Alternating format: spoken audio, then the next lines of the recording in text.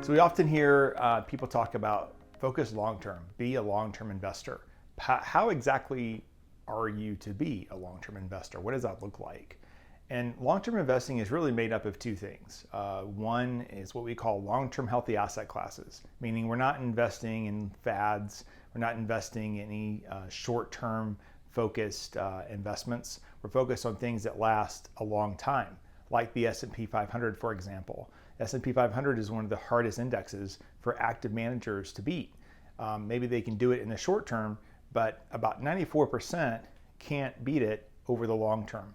So you want to build a portfolio that's made up of investments that will last. You can tweak those based on economic conditions at times, maybe how much you have allocated to that fund, but ultimately the S&P 500, foreign stock, the US bond aggregate, the small cap stocks here in the US, all this mixed in together to be what we call long-term healthy asset classes. So that's number one, building a portfolio that can last the test of time.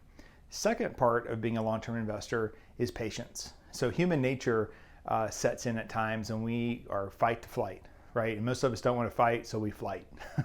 We want to liquidate that portfolio when things aren't going well because we're going to lose all our money.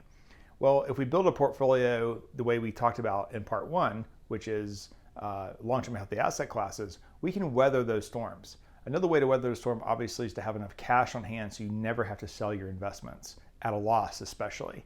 So building up a cash reserve, focusing long-term, it has a lot to do with, again, with just having patience and some emotional intelligence not to sell out the entire portfolio because there's been a bad month, bad quarter, or you don't like who the president is.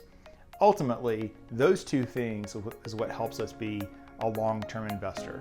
Thanks for watching.